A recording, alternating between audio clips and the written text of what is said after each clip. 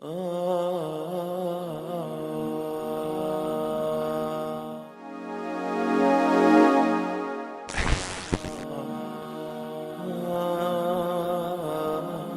the month of Ramadan, the month of the Holy Quran, and of course, there are lots of worship and so many other activities happening in this holy month. And one of such common activity that happen globally, especially in Nigeria, is feeding the Ummah.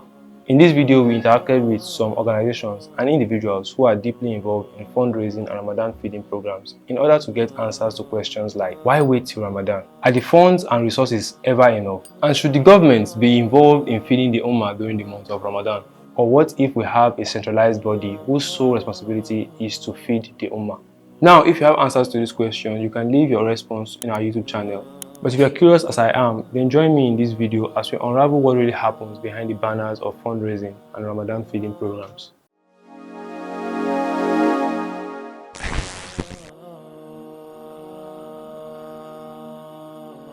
Now, straight to business, my first big question. Why wait till Ramadan before we feed the Ummah or even do any form of fundraising? Well, I think the answer is obvious. The Prophet ﷺ tells us that, in the month of Ramadan, futihat abwab al-jannah, the doors of paradise are flung open, and the doors of the fire are shut.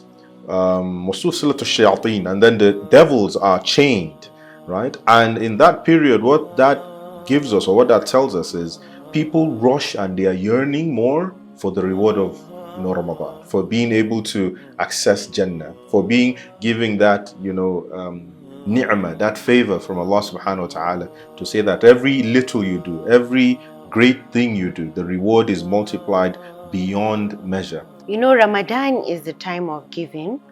Ramadan is a time that your rewards are in tenfold. So it is very important that during Ramadan, we try as much as possible to see that our neighbors, the community at large, the Muslim community at large, are being fed for iftar. And you can imagine somebody is fasting and then at the end of the day does not have iftar, does not have anything to feed on. So naturally, Ramadan is the time of giving. So everybody comes out and tries to see what they can do. So even the foundation understands that during Ramadan, we most likely will get more donations. We'll get people that will key into feeding. I am sure that before Ramadan, you might have seen or heard about so many organizations and individuals coming up with different Ramadan feeding programs. For this reason, I had to find out why we have so many of these organizations. Is it something good for the Ummah, or should we be worried about it? From my little experience of what I've known about feeding the needy, there should be a central organization that organizes the Muslim Ummah, not just during Ramadan, even Eid al-Adha, for example. Like now, for example, maybe Self and Work Foundation intends to do a project for Eid al-Adha or Ramadan, and we intend to only see, okay, we can only support 10 people. We will go to the organization, register, and they can merge us with other organizations. Say, okay, go to Cuba. You understand? Your location this time around is in Cuba, or your location this time around is in Guarimpa, anywhere, you understand?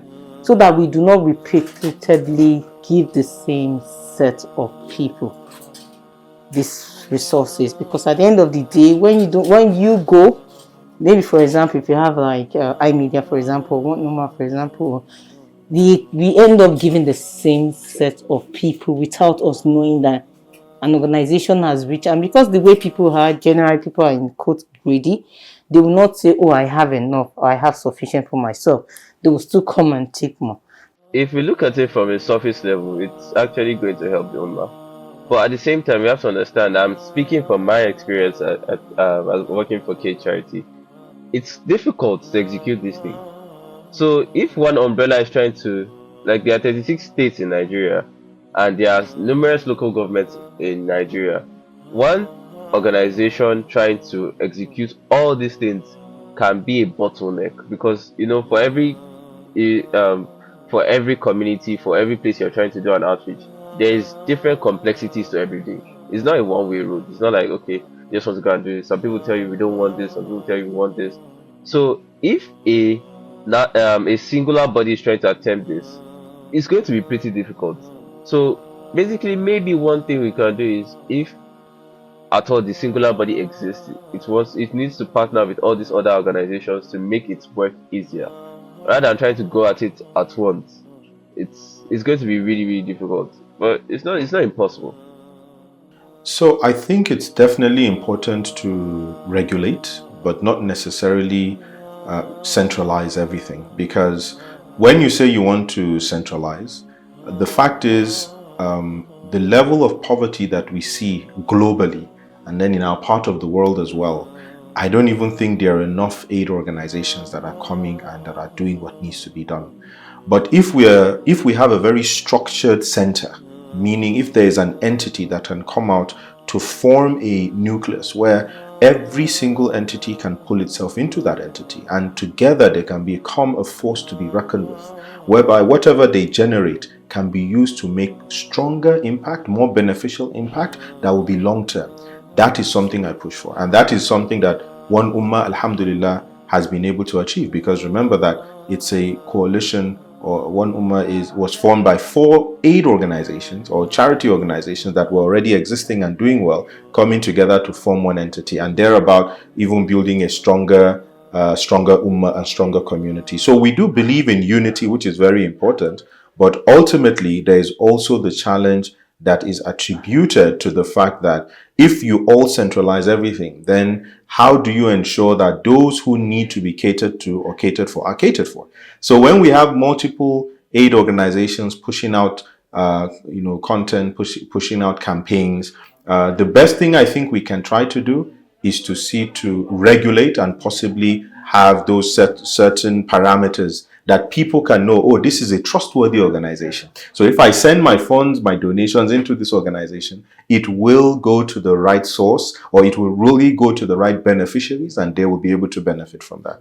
But in terms of limiting, I don't think we should limit the number of beneficiaries. Yeah.